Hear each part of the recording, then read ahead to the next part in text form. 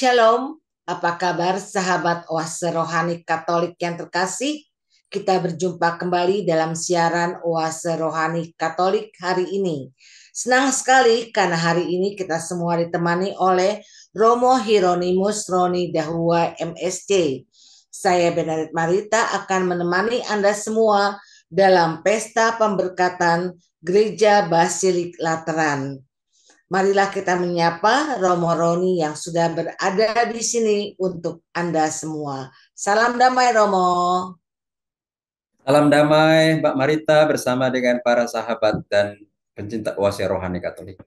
Tuhan Apa kabar, memberkati Romo? Anda sekalian. Kabar Sehat, baik, Romo? puji Tuhan. Sehat Puji, sekali, sehat puji sekali. Tuhan, Romo.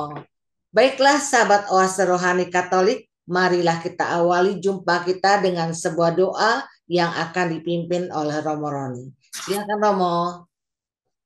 Marilah kita berdoa dalam nama Bapa dan Putra dan Roh Kudus. Amin. Amin. Tuhan Allah Bapa kami yang maha baik, sumber kehidupan dan keselamatan kami. Kami bersyukur dan berterima kasih kepadamu di hari yang baru ini, yang telah Engkau siapkan bagi kami semua putra-putrimu. Hari ini bersama seluruh gereja, kami merayakan pesta pemberkatan Gereja Basilik Lateran.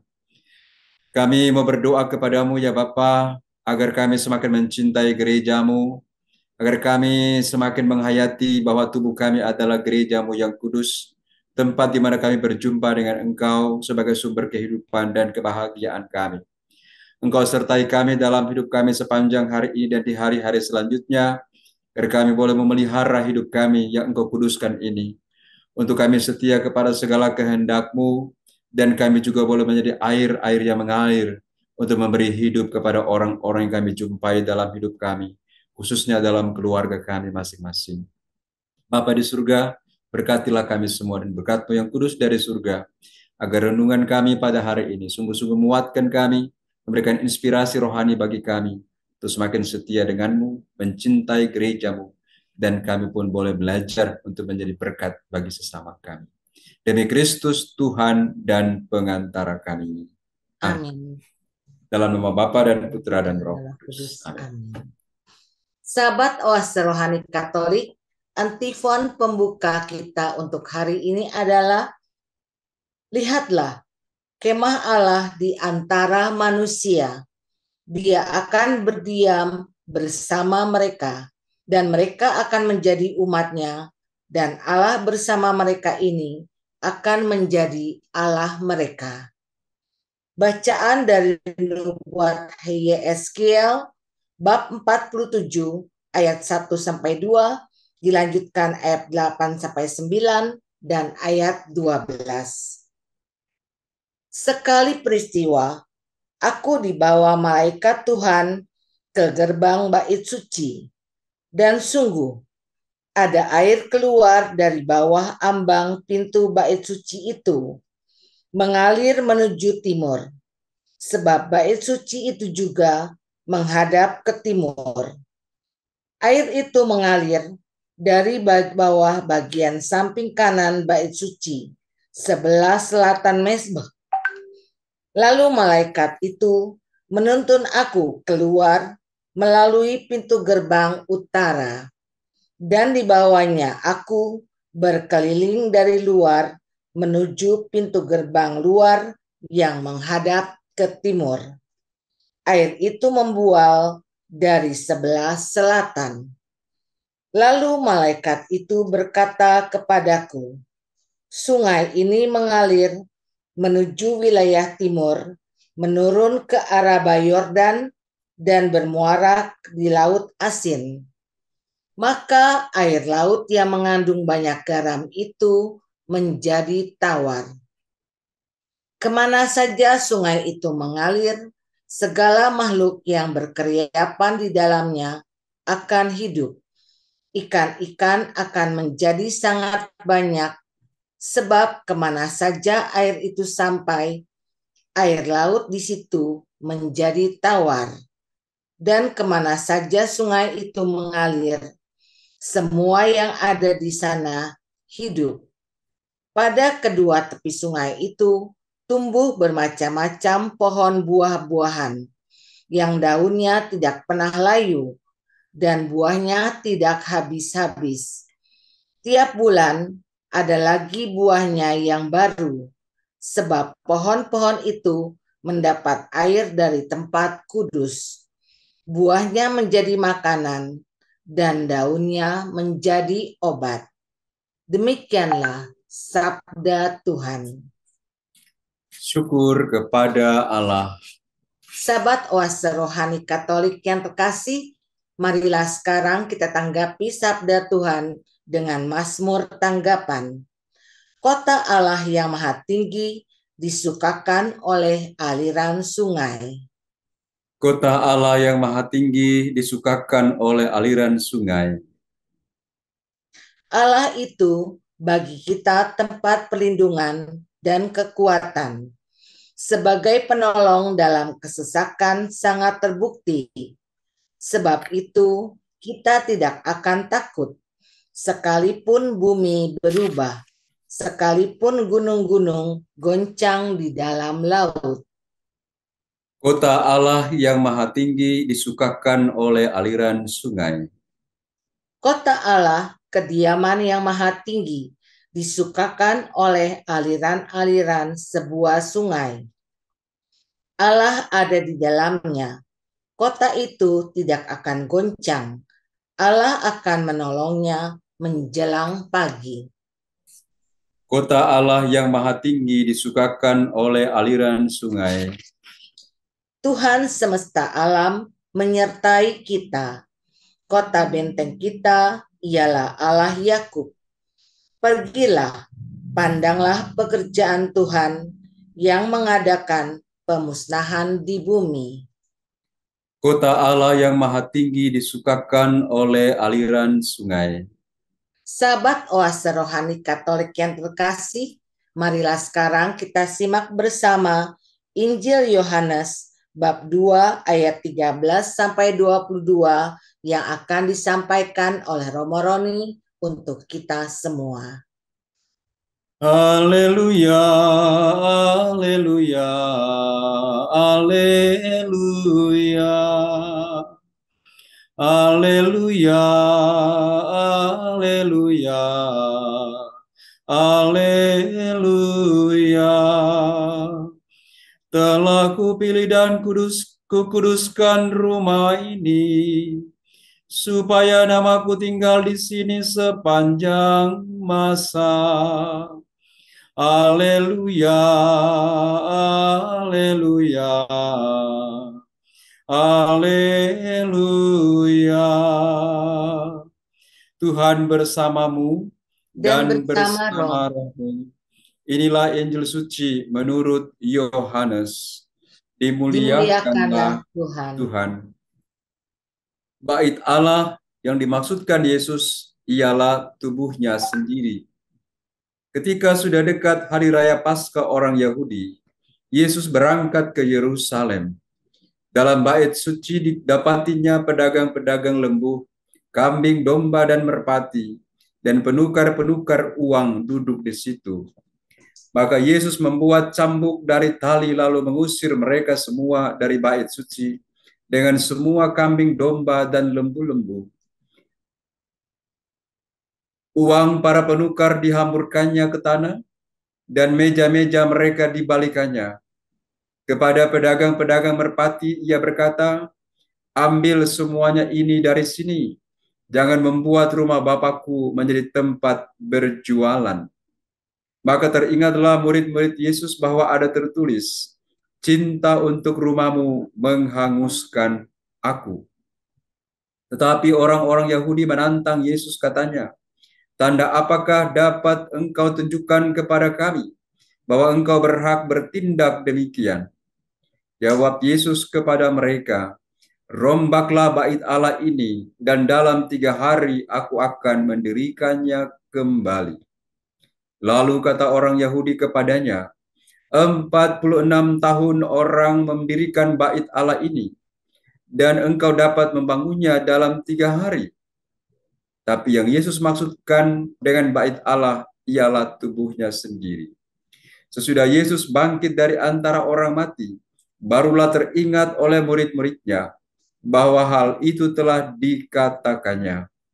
Maka percayalah mereka akan kitab suci dan akan perkataan yang telah diucapkan Yesus. Demikianlah sabda Tuhan. Terpujilah Terpujilah Kristus. Kristus. Sahabat Oase Rohani Katolik yang terkasih, setelah kita menyimak bacaan-bacaan firman-firman Tuhan pada hari ini, marilah kita simak bersama permenungan yang akan dibawakan oleh Romo Roni untuk kita semua. Silakan Romo. Baik saudara dan saudari, Mbak Marita bersama dengan para sahabat dan pecinta Oase Rohani Katolik yang terkasih, tema renungan kita pada hari ini saya ambilkan dari kata-kata yang ada dalam Injil, yaitu cinta untuk rumahmu menghanguskan aku. Inilah tema renungan kita pada hari ini. Kita mau diajak oleh bacaan kitab suci hari ini, bagaimana kita semakin mencintai rumah Tuhan, dan cinta akan rumah Tuhan itu menghanguskan jiwaku, menghanguskan aku.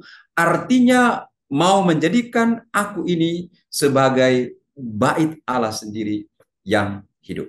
Nah, hari ini gereja ini merayakan pesta pemberkatan gereja Basilik Lateran, ya. Sebuah gereja yang pertama yang dibangun oleh Kaisar Konstantinus Agung, putra dari Santa Helena pada tahun 324, ya. Dalam perkembangan kemudian gereja ini kemudian menjadi gereja induk dari semua gereja Katolik di dunia, ya. Kita tahu pada awal mulanya orang-orang Kristen ini sulit sekali beribadah, ya. Mereka sering dikejar-kejar, mereka dianiaya, dan mereka sering bersembunyi di tempat-tempat yang tersembunyi, di katakombe. Untuk apa? Untuk mereka beribadah. Karena memang pada waktu itu Kaisar Konstantinus Agung ini berada pada kelompok yang memang tidak menghendaki perkembangan kekristenan pada waktu itu. Namun kemudian dalam perjalanan waktu, kemudian Kaisar bertobat. Kaisar kemudian menghendaki agar dibangunlah sebuah gereja bagi orang-orang Kristen pada waktu itu. Maka atas pertolongan Tuhan tentunya, atas rahmat pertolongan dari Allah sendiri, kemudian Kaisar ini mendirikan gedung gereja yang pertama, yaitu Basilik Lateran ini. Ya. Nah, karena itu sekali lagi Basilik Lateran ini juga menjadi simbol, menjadi gambaran, yaitu kemerdekaan dan perdamaian orang-orang Kristen pada waktu itu. Mereka bisa mengalami suatu pengalaman di mana mereka boleh beribadah dengan bebas, beribadah dengan penuh sukacita di hadapan Tuhan, dan mereka merasa damai. Mereka tidak dikejar-kejar lagi, mereka tidak dianiaya lagi. Mereka sudah mendapatkan tempat yang layak untuk berjumpa dengan Tuhan, sehingga berdirinya Gereja Basilik Lateran ini sekali lagi menjadi tanda dari Allah yang memerdekakan umatnya dan memberikan kedamaian kepada umat yang percaya dan setia kepadanya. Dalam bacaan pertama tadi kita mendengarkan dengan sangat bagus bagaimana bait suci itu digambarkan seperti aliran sungai yang mengalir, ya. Bahwa ada begitu banyak aliran-aliran sungai dalam bait suci. Dan aliran sungai ini dikatakan dengan sangat bagus, setiap orang yang dilalui oleh air itu dan yang ada dalam air itu pun memperoleh kehidupan. Artinya bahwa bait suci itu harus menjadi tempat, menjadi sumber kehidupan bagi orang-orang yang percaya kepadanya. Itu sebenarnya kita orang-orang Katolik, kalau kita pergi ke gereja, kita berjumpa dengan Tuhan di sana, kita dengarkan firman Tuhan di sana, terlebih kita terima tubuh Kristus di sana. Hendaknya hidup kita harus berubah, harus bertumbuh, harus hidup, harus menjadi aliran-aliran sungai bagi banyak orang yang kita jumpai dalam hidup kita sehari-hari. Nah, saudara-saudari, para sahabat dan pencinta Oase Rohani Katolik yang terkasih, dengan pesta pemberkatan Gereja Basilik Lateran pada hari ini, tentunya kita diajak melalui bacaan kitab suci ini, bagaimana kita membangun semangat, bagaimana kita mencintai rumah Tuhan, mencintai gereja. Gereja bukan pertama-tama bangunan fisik, tetapi gereja sebagai sebuah perjumpaan, sebagai sebuah kehidupan bersama Tuhan yang tentunya adalah diri kita sendiri yang selalu kita arahkan, yang selalu kita biarkan untuk dituntun, dipimpin oleh Roh Tuhan sendiri. Karena nanti dalam bacaan Injil kita akan dengarkan bagaimana Yesus berbicara bait Allah itu bukan pertama-tama bangunan fisik, tapi dia katakan adalah tubuhnya sendiri.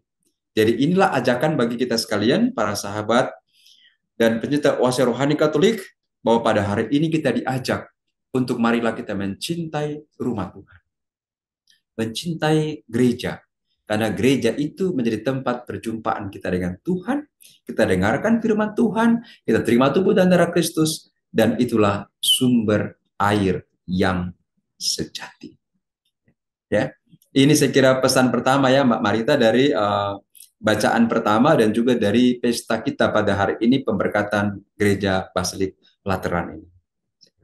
Terima kasih Romo. Romo, apakah semangat dari Gereja Basilik Lateran masih kita rasakan sampai saat ini, Romo? Nah, memang dalam pengalaman-pengalaman tertentu kita katakan kita sudah merasakannya, ya. Tapi pada pengalaman-pengalaman lain memang masih menjadi sebuah tantangan yang harus terus-menerus kita perjuangkan, yang harus terus-menerus kita bawa pada Tuhan dengan doa-doa kita, agar situasi, agar semangat dari pemberkatan Gereja Basilik Lateran ini bisa menjadi bagian dan semangat dalam kehidupan kita, khususnya beragama di Indonesia, dan juga dalam kehidupan kita sebagai kawanan umat Allah ya, di gereja Katolik sendiri, entah itu di paroki-paroki atau di lingkungan, kita masih mengalami bagaimana kadang kita sesama orang Katolik pun masih ada hal-hal yang membuat kita itu tidak rukun, membuat kita itu tidak damai, membuat kita tidak akur. Mungkin ya dengan apa ya, dengan sikap kita yang membeda-bedakan, yang merasa diri lebih hebat daripada yang lain, yang merasa diri lebih kuat daripada yang lain. Nah, inilah kemudian semangat Gereja Basilik Lateran ini mengajak kita sekalian untuk marilah kita hidup damai. Kita saling memerdekakan, kita saling menghantar supaya kita semua sebagai satu keluarga Allah ini benar-benar mengalami kasih Tuhan dalam hidup kita bersama. Ya, saya kira ini. Kalau pengalaman dalam konteks yang lebih besar, kita bersyukur. Seperti Paroki saya Damai Kristus Kampung Duri, berjuang kita bangun gereja selama 30 tahun. Dan pada akhirnya tahun kemarin kita bisa mendapatkan izin untuk bangun gedung gereja. Jadi ini juga berkat doa. Ini juga berkat penyerahan kami kepada Tuhan. Kami berpasrah kepada Tuhan. Tuhan, kami mau bangun rumah Tuhan di tempat ini. Berkati kami, sertai kami, beri kami jalan keluar. Dan Tuhan mendengarkan doa kami dan kemudian diberikan kesempatan untuk bangun gereja. Bukan tidak mungkin pengalaman ini mungkin dialami oleh gereja-gereja awal kita pada waktu itu sebelum Gereja Basilik Lateran dibangun. Karena mereka kan beribadah tempat-tempat tersembunyi, di katakombe, mereka dikejar-kejar. Bisa saja mereka juga berdoa, Tuhan berikanlah kami kesempatan untuk memperoleh gedung gereja yang baru. Dan Tuhan kemudian menjawab kerinduan itu dan memberikan gedung gereja yang baru bagi mereka. Jadi saya kira semangat Gereja Basilik Lateran ini memang perlu untuk kita hidupi, kita perjuangkan, kita usahakan supaya gereja itu benar-benar menjadi tempat yang damai, menjadi tempat yang memerdekakan bagi setiap orang yang ada di dalamnya. Saya kira seperti itu. Terima kasih Romo. Romo, apakah ada teladan-teladan dari didikannya Gereja Basilik Lateran bagi kita semua saat ini, Romo? Baik, saya kira kalau teladan-teladan dari Gereja Basilik Lateran ini, saya kira kan ini Gereja Basilik Lateran ini kan induk dari gereja-gereja ya, tempat kediaman Paus. Jadi artinya teladannya bagaimana kita memang dalam hidup kita itu kita kuduskan itu Pak Suci. Ya, kita kuduskan. Kita lihat sekarang di gereja-gereja kita banyak kadang umat itu sesuka hati. Ke gereja buang sampah sembarangan, ya itu. Masuk gereja tidak memberi sikap hormat yang baik, Gereja sebagai tempat perjumpaan dengan Tuhan kita jadikan sebagai tempat untuk tidur. Gereja tempat dengar firman Tuhan kita gunakan tempat bercerita. Gereja tempat menerima tubuh Kristus kita jadikan sebagai tempat untuk kita tidak serius, kita sesuka hati. Nah, saya kira ini harus menjadi bahan perenungan kita. Dengan pesta gereja persaudaraan ini kita diajak untuk mari kita menghormati. Kalau kita ke gereja, kita sadari itu adalah rumah Tuhan, kita hormati dengan sikap yang pantas, dengan sikap yang tulus, memang untuk berjumpa dengan Tuhan. Supaya kita terhindar dari sikap-sikap yang kurang hormat kepada bait suci yang memang kudus. Kita kan orang Katolik punya tradisi-tradisi yang bagus. Kalau ke gereja kita mesti hormat, kita ke gereja kita juga perlu sikap-sikap berdoa yang baik. Kita mesti bersihkan dari sampah-sampah. Kan sekarang kan umat sering titip-titip tisu di laci-laci kursi dan sebagainya. Itu kan sama dengan sikap tidak hormat kepada bait Allah. Tidak hormat kepada bait suci. Karena itu kan rumah Tuhan, harusnya kita kuduskan, kita bersihkan, ya. Karena Tuhan bertahta di situ. Tuhan tinggal di situ untuk dia menanti kedatangan kita, ya, seperti itu. Saya kira itu teladan-teladan sederhana ya yang boleh kita renungkan. Terima kasih. Ya, Romo, terima kasih. Romo, bagaimana seharusnya gereja yang kudus itu menurut Yesus? Baik, gereja yang kudus itu memang jadi kekudusan itu bukan pertama-tama kita datang di gereja, kita kunci tangan, kita tutup mata, kita berdoa, kita puji-pujian. Tapi kekudusan itu adalah bagaimana kita membiarkan kehidupan kita ini dipenuhi oleh Roh dan dituntun oleh Roh. Ya. Jadi jangan berpikir, saya sering ke gereja, saya sudah kudus, saya sering berdoa, saya sudah kudus. Belum tentu. Karena kekudusan itu tidak diukur dari rajinnya engkau ke gereja, dari rajinnya engkau berdoa. Kekudusan itu diukur dari bagaimana engkau punya hidup itu baik dan benar di hadapan Tuhan, dipenuhi oleh Roh Kudus Allah sendiri. Mengapa bait suci gereja Basil Lutheran dikatakan kudus dan gereja kita dikatakan kudus? Karena Allah ada tinggal di situ. Karena Roh Kudus ada di situ yang memenuhi gerejanya. Jadi kehidupan kita menjadi kudus ini, kalau kita biarkan kita punya tubuh ini dipenuhi oleh Roh Kudus dengan segala kehendaknya. Karena itu semakin banyak dan semakin mampu kita dengarkan suara Roh Kudus, dan kita semakin banyak melakukan pekerjaan-pekerjaan baik di hadapan Tuhan, dan kita semakin banyak untuk melayani orang lain, semakin banyak kita berani untuk bertobat. Disinilah kita kemudian menapaki jalan-jalan menuju kekudusan. Ya, jadi kekudusan itu adalah setia melakukan perkara-perkara yang kecil, ya, karena engkau mengasihi Tuhan dalam hidup saudara. Saya kira ini penting soal kekudusan itu sendiri, ya. Terima kasih, Romo. Ya. Baiklah, sahabat Oase Rohani Katolik, mari kita resapkan dalam hati sanubari kita perenungan yang disampaikan oleh Romo Hieronymus Roni Dahua MSc, dan kami akan kembali setelah jeda berikut ini.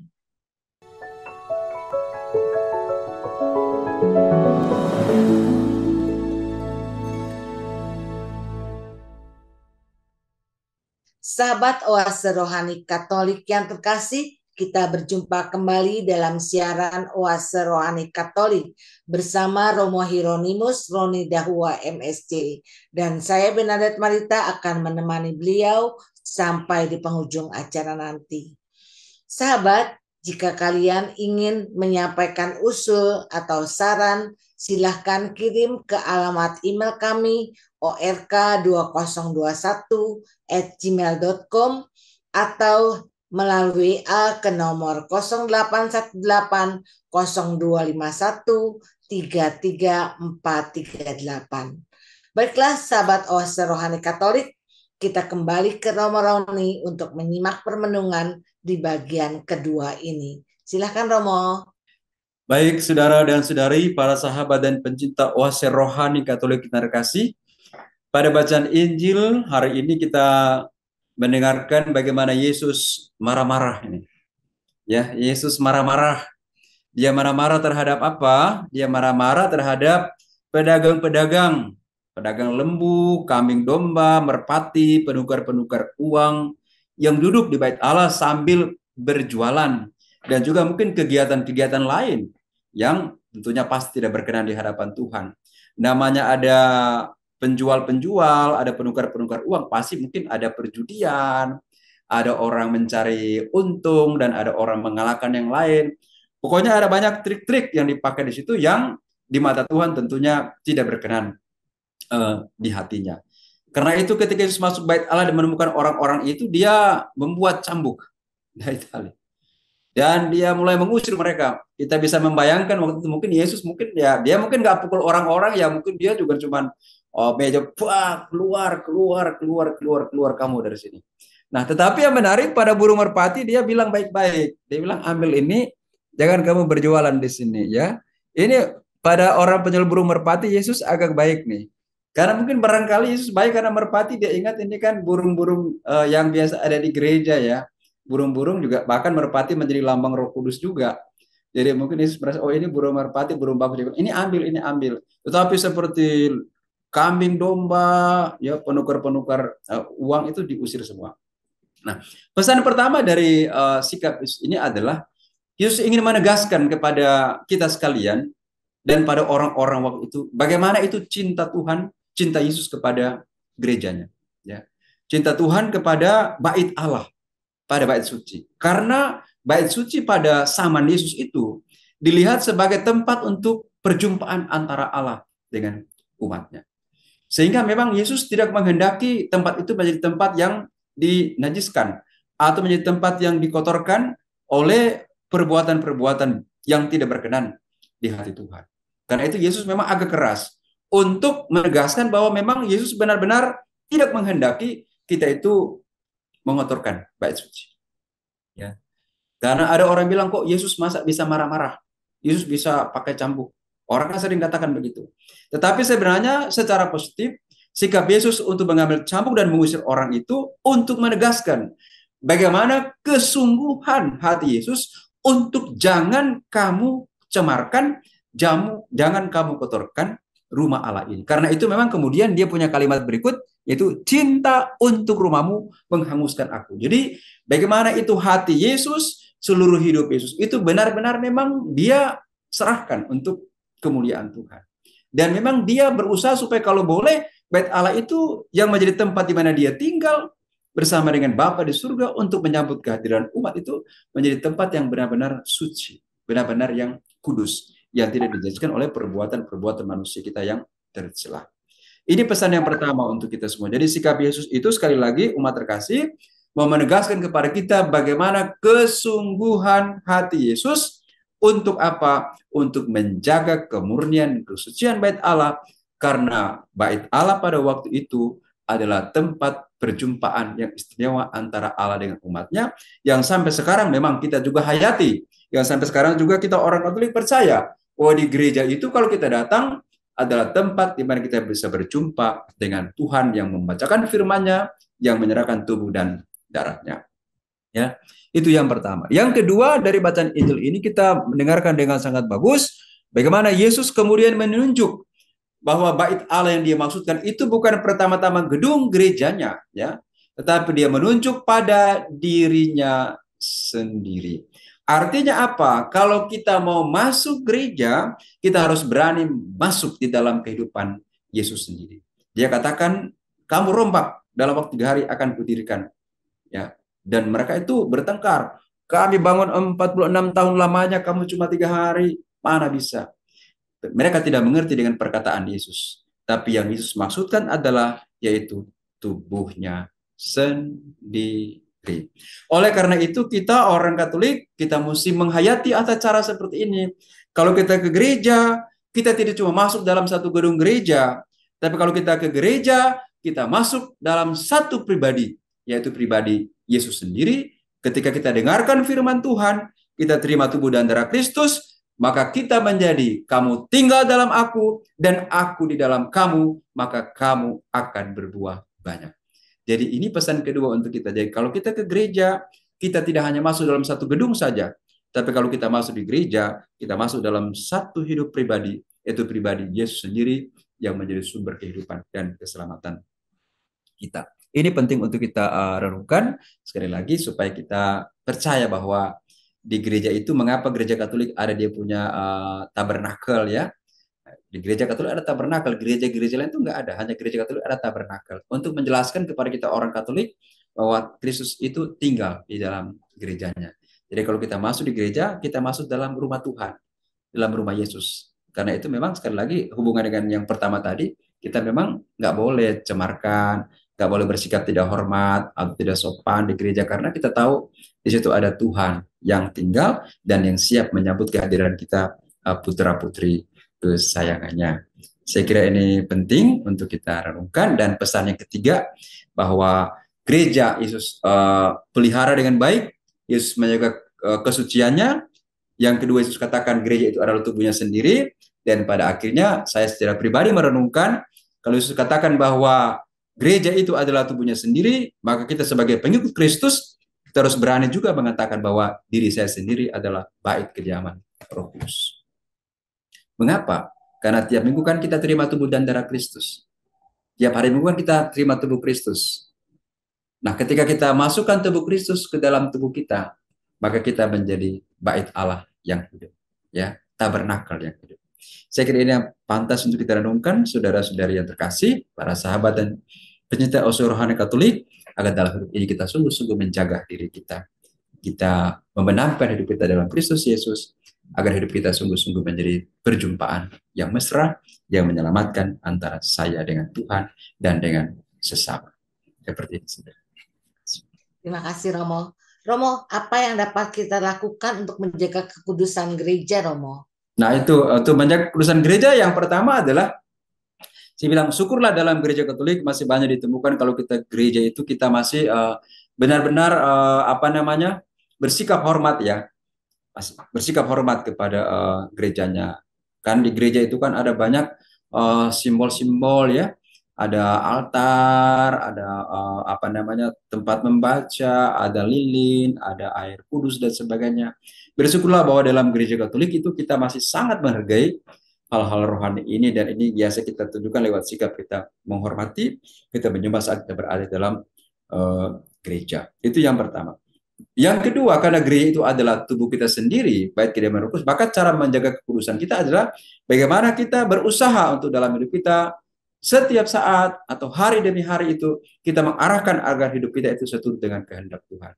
Agar Roh Kudus itu sungguh-sungguh tinggal dan menggerakkan serta menuntun hidup kita. Kita belajar mendengarkan bisikan-bisikan Roh, mendengarkan suara-suara Roh di dalam diri kita, dan kita biarkan Tuhan menuntun hidup kita. Di sini kemudian cara kita menjaga bait Allah, ya, yang ada diri kita sendiri yang adalah gereja itu sendiri menurut apa namanya ajaran dari Yesus Kristus sendiri. Karena kan ada banyak orang kan suka sia-siakan hidupnya, ada orang nggak hormati gitu, ya, selain ya nggak menghormati dirinya sendiri, kadang sia-siakan itu, nggak dijaga kesehatannya, dibiarkan begitu saja, ya, bahkan dipakai untuk hal-hal yang lain yang tidak berkenan di hati Tuhan. Jangan, karena tubuh kita ini suci, bait kediaman Roh Kudus, bait Allah yang hidup. Seperti itu, ya. Seperti itu sih. Ya, terima kasih Romo. Sahabat Oase Rohani Katolik, dengan demikian usahlah jumpa kita dalam siaran Oase Rohani Katolik hari ini. Maka Romo Hieronymus Roni Dahua MSC dan saya Bernadette Marita undur diri dari ruang dengar Anda. Kami mengucapkan salam damai, tetap semangat dan tersenyum. Kita akan tutup jumpa kita dengan doa penutup dan berkat Tuhan melalui Romo Roni. Silakan Romo. Marilah kita berdoa. Tuhan Allah Bapa kami yang maha baik, kami bersyukur dan berterima kasih kepadamu karena di tengah-tengah kami Engkau dirikan gerejamu. Engkau dirikan rumahmu sendiri, tempat di mana Engkau tinggal untuk berjumpa dengan kami, putra dan putri kesayanganmu. Biarlah kami semakin mencintai gerejamu, tempat di mana Engkau tinggal, untuk mengalirkan air-air kehidupan bagi kami. Semoga kami pun boleh tergerak hati untuk tetap setia kepada segala kehendak-Mu, untuk datang di rumah-Mu yang kudus, dan membiarkan Engkau memenuhi hidup kami dengan segala rahmat dan berkat-berkat-Mu. Khususnya semoga kami yang adalah bait kediaman Roh Kudus juga mampu untuk menghayati hidup kami dengan belajar mendengarkan suara-suara Roh Kudus dan membiarkan hidup kami dituntun oleh Roh Putramu sendiri. Allah Bapa kami yang ada di surga, cinta akan rumah-Mu menghanguskan jiwaku. Semoga kami semua yang telah Engkau kuduskan menjadi bait kediaman-Mu sendiri. Engkau sucikan kami dari perbuatan-perbuatan yang jahat. Jauhkan kami dari hal-hal yang tidak berkenan di hati-Mu. Dan biarlah kami boleh menentukan pilihan-pilihan yang terbaik dalam hidup kami untuk memelihara tubuh jasmani kami dan rohani kami yang Engkau berikan kepada kami, dan Engkau sendiri berkenan tinggal di dalamnya. Bapa di surga, Engkau sendiri telah bersabda, barang siapa tinggal dalam aku dan aku dalam dia akan berbuah banyak. Biarlah dalam kehidupan kami sepanjang hari ini, kami boleh serahkan hidup kami hanya dalam kuasa dan pengasihan. Dan berikanlah kami kekuatan, agar kami juga dapat tinggal bersama Engkau dan menghasilkan buah-buah yang berlimpah dalam hidup kami masing-masing. Bapa di surga, inilah doa yang kami bawa kepadamu dengan pengantaran Kristus Tuhan kami. Amin. Amin. Semoga Tuhan beserta kita sekarang dan selama-lamanya. Semoga kita sekalian dilindungi, dikuatkan, disertai dengan berkat Allah yang Maha Kuasa, Bapa dan Putra dan Roh Kudus. Amin. Amin. Terima kasih Romo. Terima kasih ya. Terima kasih. Sahabat Oase Rohani Katolik, sampai jumpa lagi di siaran Oase Rohani Katolik berikutnya. Tuhan memberkati.